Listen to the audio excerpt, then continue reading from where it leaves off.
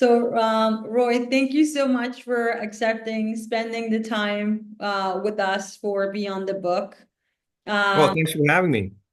you know, your book, you can see a lot of people, mainly on LinkedIn. They every time you post something about your story, people come and they get so excited. I think you've been an inspiration for a lot of people. So we are going to talk a little bit about the book in a minute. But Okay. before we start with that, I want to ask you, who was Roy before everything happened? What was your childhood like? Well, I had a laughter-loaded life, I would say. I grew up in a tropical nation by the ocean.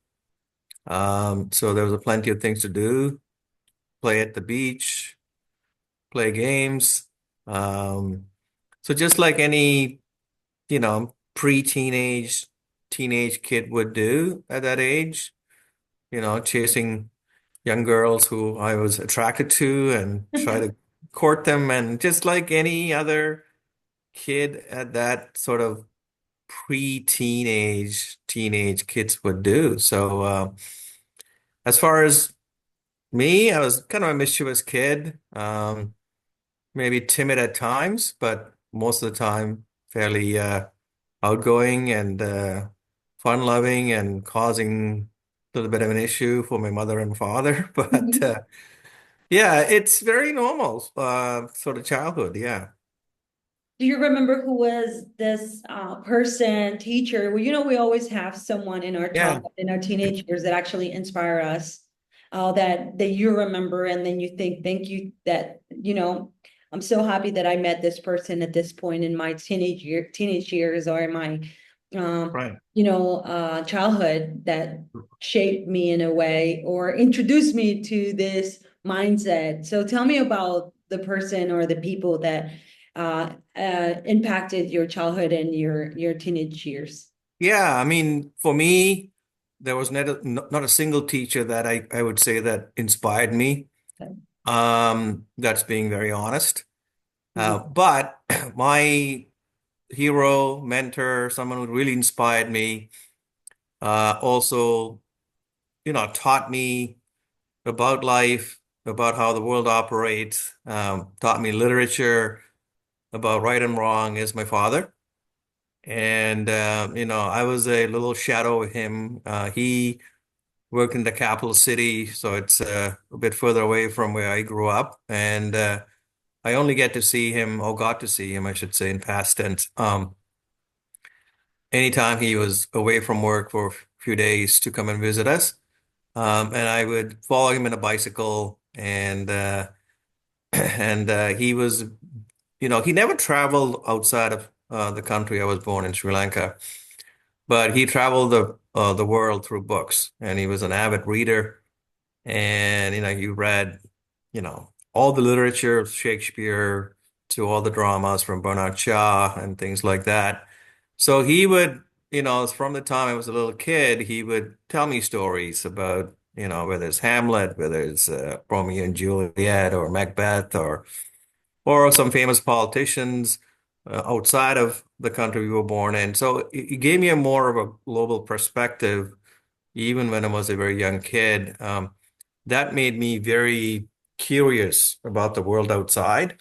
And so I would say single-handedly, my father was the first mentor, teacher that I had, even today, that I think the lessons I learned from him have shaped who I am as an Mhm. adult. And that has helped you also, not only in your personal life, but your professional life and everything that you do. I guess all of those different lessons they touch different parts of who you are Yeah. and your legacy as well, right?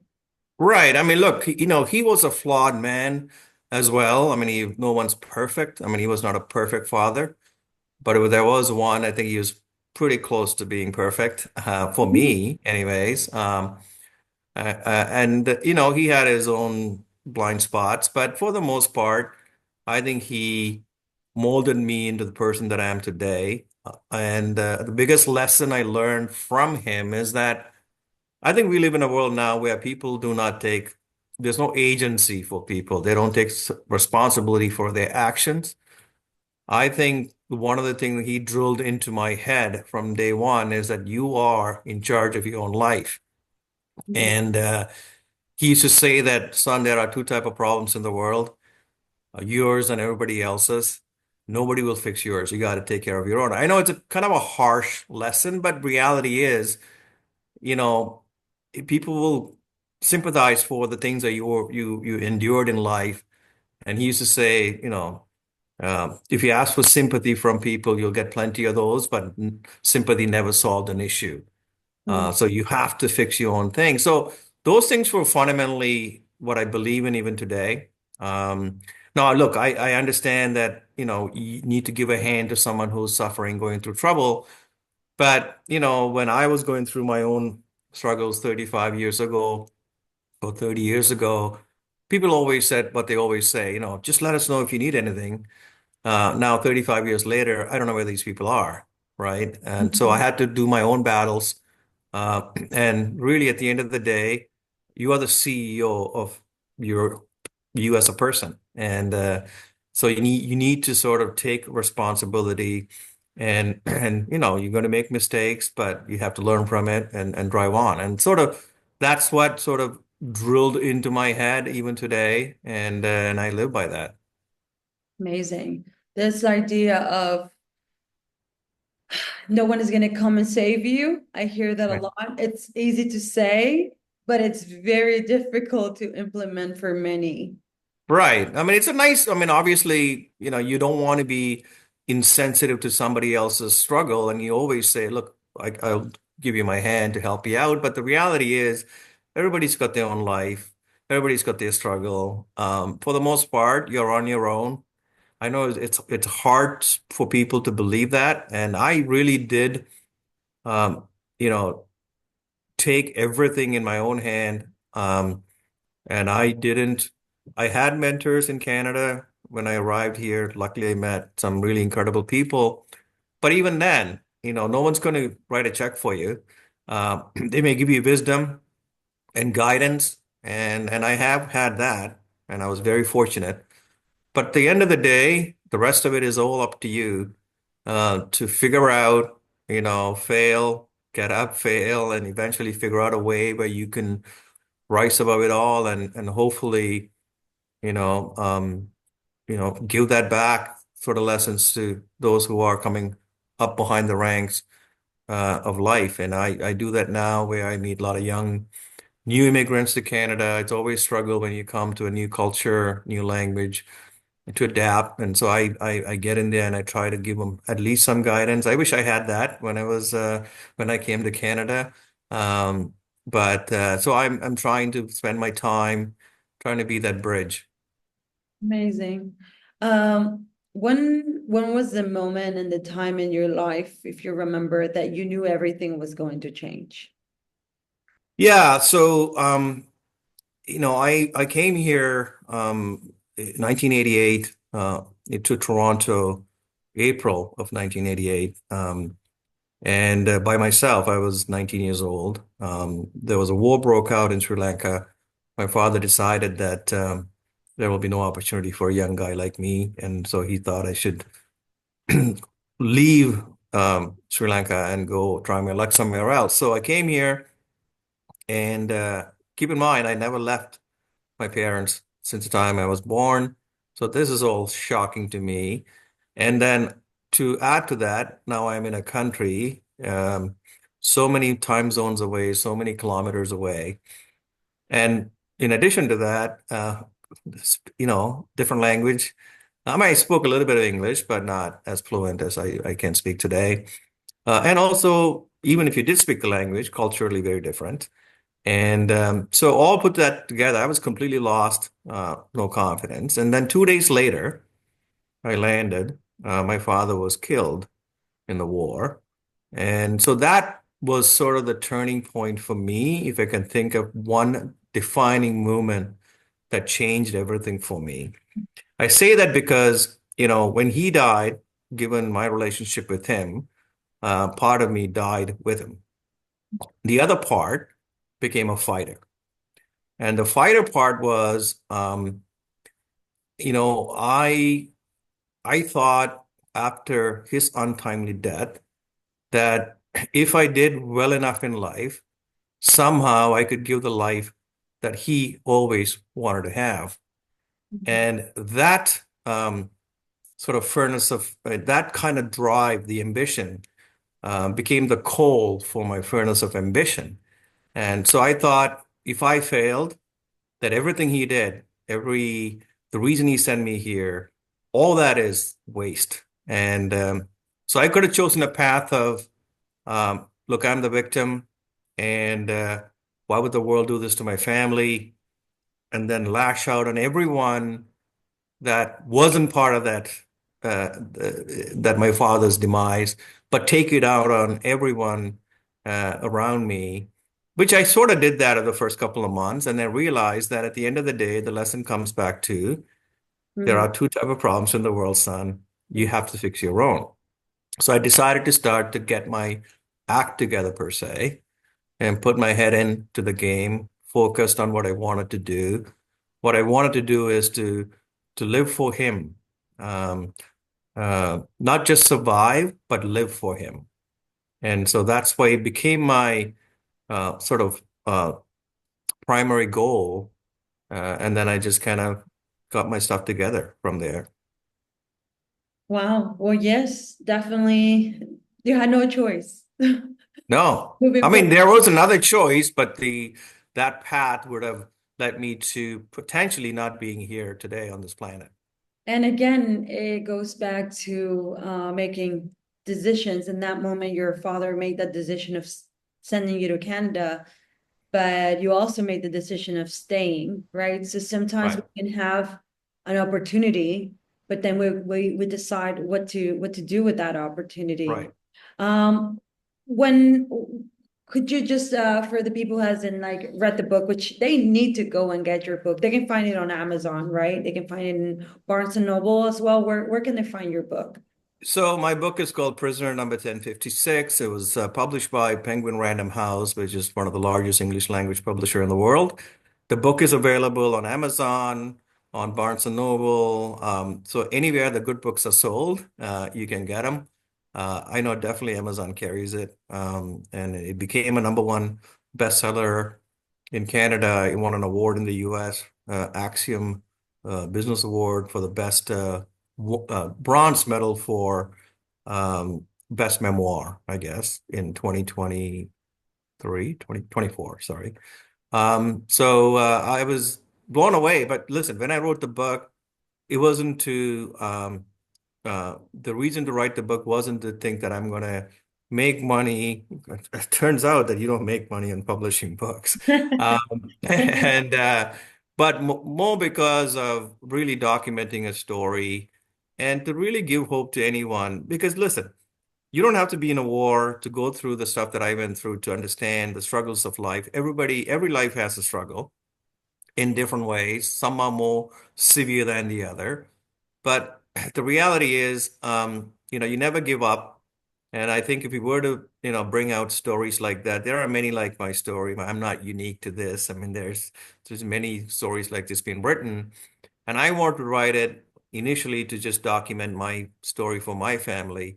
Then it became a dream of making into a book, and it became everything else happened to that book is sort of icing on the cake. It's not something I that imagined when I sat down to write during COVID in 2021. Mhm. Yeah, definitely. The words are always good. The recognition of, Amazon becoming a bestseller, they're amazing. But at the end of the day, I remember when we first talked, you had a very clear mission with this book, which is Right. motivating and encouraging more people to continue living a life full of personal goals, right? Right. And showing that your story was a symbol, an inspiration for if someone could be inspired by you, then you would feel like you won. Like Right. if one person in the world was feeling like they couldn't do it, they had all this blocks that they were not able to move forward, Right. that Right. book could be an inspiration for them to say, yes, I can. I remember, and yes, definitely I know that you're just launching this book, not for, like what we said, not for the fame and the Right. recognition of people, but more to make a real impact. And now that you're working with teenagers, and all these people that you're helping, they need more stories. Right. We have a Right. social media, we have the media, Right. difficult times. That this story, Right. you just mentioned to me, you just received the stories from your father of hope, of Right. opportunity, of this heroes overcoming, right? Right. And Right. then we can see them so far away, but we can say we have some other heroes Right. in our generation. So for teenagers and our younger generations, this could be a book that could shape those who didn't have that father who Right. reading the stories, right? Yeah. And also the look, I think we live in a world, unfortunately, world of division. Mm, And I don't want to sound Pollyanna. I know that humans are tribalistic. From the time we came out of the cave and started hunting, we mm, always look for the differences in people than in similarities. Uh, and so we then divide people based on that, whether it's along gender lines, where skin tones, culture, whatever, religion. There's always some division that is used to amplify political gains in every country, not just North America, Europe, and where I came from. In fact, one of the reason the country went through the horrible civil war for 30 years along the racial lines, the division. So, and I think my experience has been, and my experience is only one, so it could be anecdotal. And I'm not naive to think that just because I wrote a book, everybody's going to say, Kumbaya, let's get together. But I think if we can get even one or two people to think this way, I think the book has achieved its goal. Whether I was in Sri Lanka, whether I am in Canada, people who have helped me, people who have encouraged me, people who have given me a chance, an opportunity, they didn't look like me. They didn't have the same skin tone. Some of them were female mentors. Some of them were different religion, different region. And I only saw good people trying to do the right thing for a scared teenager who was in Canada. And I traveled across Canada and I met people of all kind of backgrounds during my 30 years of career. Even in the US, I traveled in many parts of the US, and all I had was experience was mostly kindness, mostly generosity. I think if people are left for their own devices, they will actually be more kinder. I think what happens is people get put into buckets. You're a person of color, you're this gender, and you're that. And then we become tribalistic. And that's not to say there aren't bad people out there. Trust me, they're there. But, it doesn't matter whether you're a person of color or a minority. You could be um, white skinned person living in another part of the world where you'd be the minority. There are always going to be, when you're a minority, there's always going to be some horrible people you have to deal with. That's just life. yeah. But it doesn't fundamentally change who you are as a person when what you can do to achieve greatness. If you just are given a, a fairly level playing field. I'm not saying the playing fields are always even. And if it's just fairly even, I think that people with their own tenacity and drive can achieve something better than, uh, you know, they hope to. And that I've seen it. I lived it personally, and I see it every day. And this is one of the reasons I even stopped working because I wanted to spend my time try to give hope to people who are coming from horrible parts of the world to make a better life in this country, to give them a better guidance. And I wish I had that when I came here. I had to kind of figure it out on my own. Uh, and but I think we all need to do something. to leave the places we found um, to be a little better than how we found it. And I think if every one of us did that, I think the world would be a better place. 100%. Um, when you were arrested, you were a teenager. Correct. How do you feel like that shaped the rest of your life? Yeah, it shaped me for the worst and the best per se. You know, I lost faith in humanity for a good part of my first sort of say 20, 30 years of my life. And it took a long time to trust other people. But now that I look back, it taught me how fragile life can be. You know, we started this conversation by you asking me about my childhood, and I wouldn't have ever guessed that the how it all progressed from the happier times to dark times. I wouldn't have guessed that if somebody were to say, "Do you think this could happen?" But it did happen, and so it was dark times from my late teens to probably early 30s. You know, I struggled a lot with PTSD and anger issues and generally not believing in humanity or trusting people. But now that I look back, the last 20 years has been fantastic. And I think part of it is also the fact that, you know, I truly believe that um, no one can control the outcome, but you are 100% in charge of the input. So my outcome for the first 30 years of my life, or the my first 10 years of life in Canada, wasn't good. And so I kept blaming others for the outcome. But in fact, it was just me who had the bad input. And so I had to change the input. And you know, as Einstein said, doing the same thing over and over and expecting a different result is the definition of insanity. So I had to change the way that I looked at the world. I had to change the way I behaved in one-on-one interaction with people.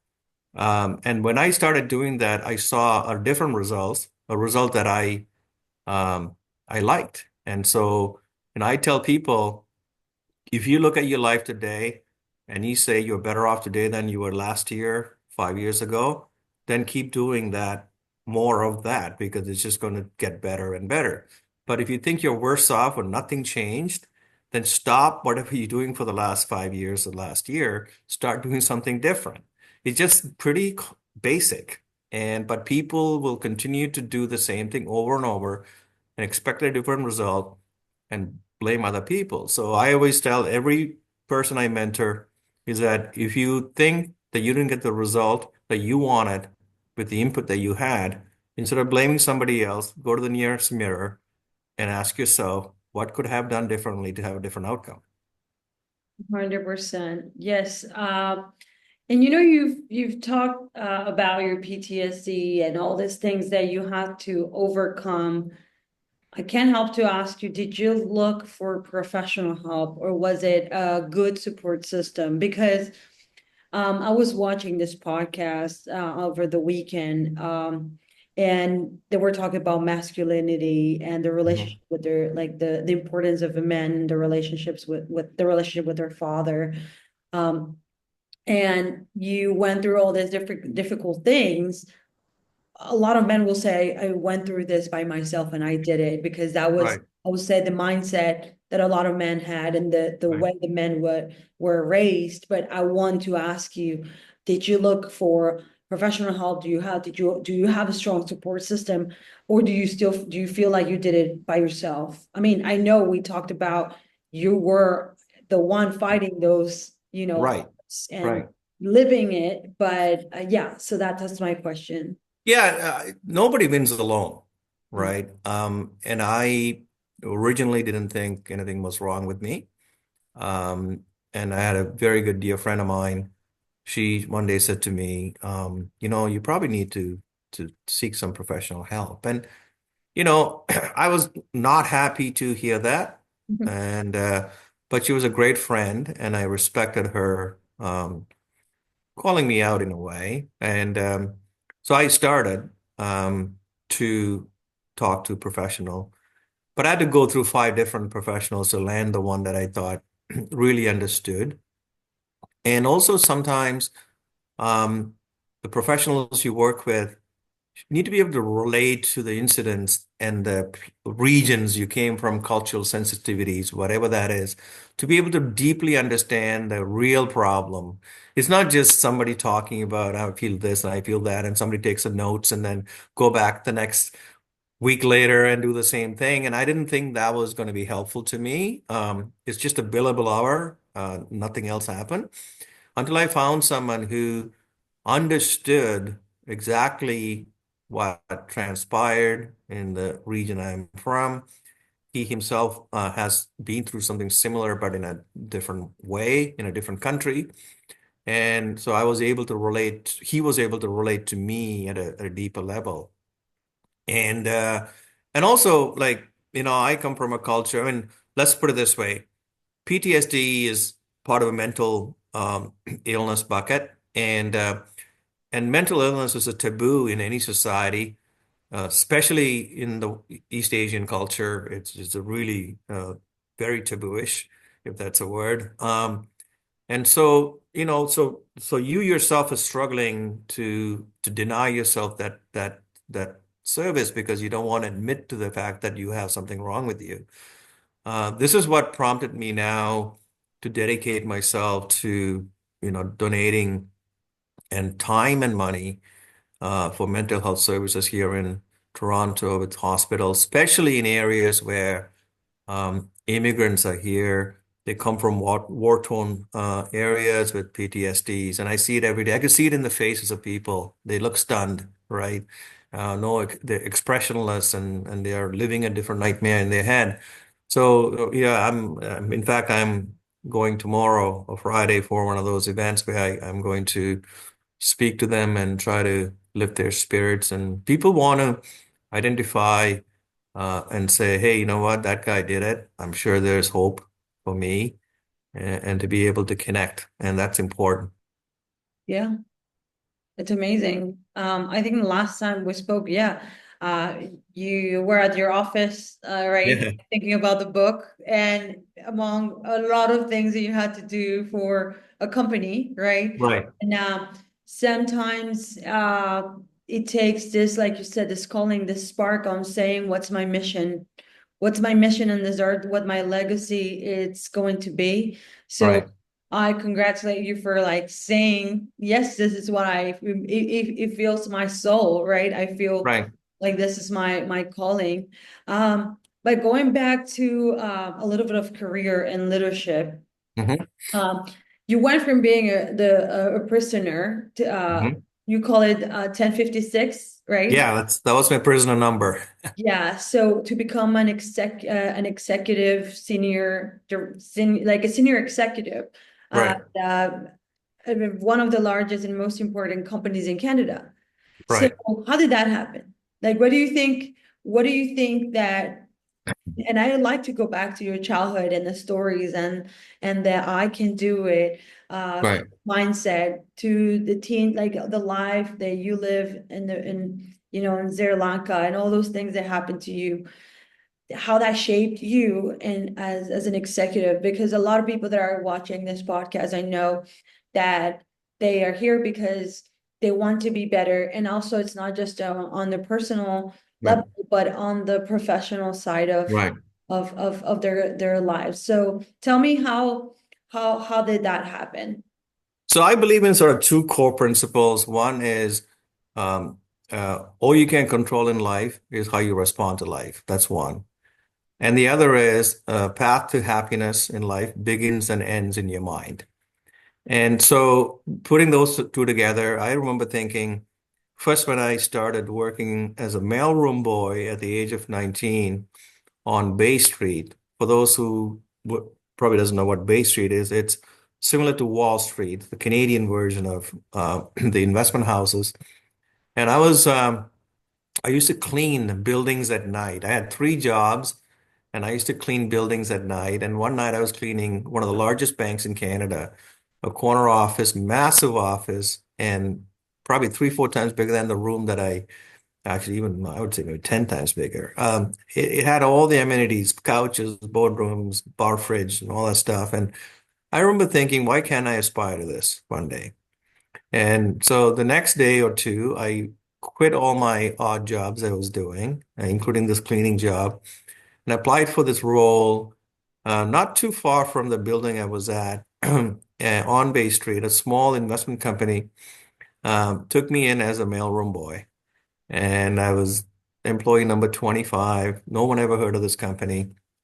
That was a luck part because I walked into an off company that was entrepreneurial in spirit, and they took a bunch of risk, and they were pushing a company forward, and they were going to go public. They want to become large, and nobody knew at the time how big it was going to get.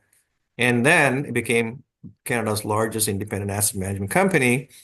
And along the way, I got mentored by an incredible people, but one in particular who was only 10 years older than me at the time, and he's still 10 years older than me.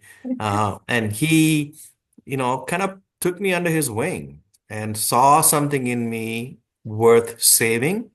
And I mean, he's tough on me, just like my father used to be. So even though he was a lot younger than my father, I saw him sort of that male figure, and I wanted to copy him. And I thought, success leaves clue, and he was a rising star. And I thought, why don't I just copy whatever this man is doing and see if I can emulate the success? Not to be like him, but just to do the things that he was doing. Mhm. And I think people saw that in the company. They rewarded me along the way. I worked harder than anyone. I took more risk than anyone, and I failed many times, but I just never gave up. And I think one of the things that shaped me from coming from a war-torn zone is that the resiliency I built at a very young age was to my advantage. If anything, there's a silver lining about me being in prison is really keeping that little flame alive still, the hope that you will beat all odds. And I did in prison. I did in this country.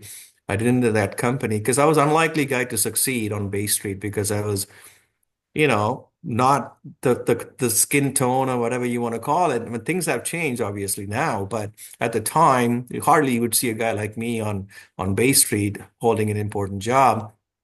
I didn't have an important job at the time. A lot of people thought I will never make it. In fact, many have told me that you're never going to make it. But the more people told me, uh, the more I heard no, more I heard impossible. I heard no meant yes, and impossible meant it's possible. I just kept doing it. I just won't give up. And to my luck, and this gentleman who was my mentor became the CEO of the company, and then he became the chairman of the board. And along the way, he gave me a lot of opportunities that I wouldn't have probably gotten anywhere else. And I didn't disappoint him either. I didn't disappoint the shareholders. I did really well for the company. And then I retired 2 years ago when I decided that I need to do something else in life than just chasing money. I retired as the vice chairman of the company. So going from mailroom to become mailroom boy to being a vice chairman was a nice ride, and that's why I do love, countries like Canada, US, Western nations. Generally, they are not without flaws, but if I were to think of a place to live, I would live in these countries because they're 1,000 times better than what I left behind. And I don't think I would have achieved the level of success I achieved in Canada, in the country I was born in. I never could imagine that. I'm from Mexico, and actually one of the things that you're talking, I think, is you brought the heart of your country and Yeah. this part combined with Yeah. the other. So you had like superpowers combined. Yeah. Like that, I feel so grateful that I have the opportunity to meet people all over the world and traveling. Right. But definitely when you combine the superpowers of, very being willing to learn, right? Because Right. that's something that not everybody is willing to change, to receive that feedback as you received it from your friend and say, Right. she's coming from a place of love and giving me Right. advice because she sees Right. that I'm not seeing. This open mind that I keep seeing in a lot of people that have created their lives. It's not Right. little by little. It was a decision after another decision that were all created. And well, I'm so grateful that you're here because you're one today, you're shaping my day by day. I'm like, I learned something today because definitely one of the things that you went back to the people and helping to me, my mission is to translate this every single interview I have in Spanish. So more Mm, people in Latin America has access to information that probably they're going to have in 10 years, or they're not going to have it because they don't speak the language. So right, um, I know there's always a way that we can give back, and this is my way of giving back. So thank you so much for being part of Beyond the Book, because I want to invite everybody that it's watching, and either right, it's in Spanish or in English, to read more. Because like you said with your father, he was reading, he was right, learning through books, right? Sometimes, right. I'm not saying school is not a good idea, but this is the biggest resource, and there's a lot of things in books that they're not going to teach you in school. uh 100%. Teach you other things, but I've learned so much from all this books, including yours. So thank you so much for your time. Is there a way that people can reach out to you, can connect with you, follow you?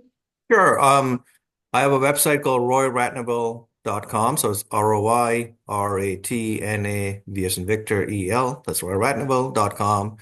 And there you'll see my talks, my articles, speeches, and you can contact me through there. All the best. And only thing I would say in closing is something someone told me a long time ago, my mentor. I said, what should I do? The one single thing I should be doing to be successful, at least have a shot at being success. He said, be coachable. Be coachable. And that's to your point about changing. If you're willing to get coached, that means you're willing to change. And to improve is to change. And a lot of people do not want to change. And without change, it's hard to achieve the dreams that you want to achieve. 100%. Well, thank you so much. Thank And you. until next time, Thank you so goodbye. much. Have a good one. Bye bye.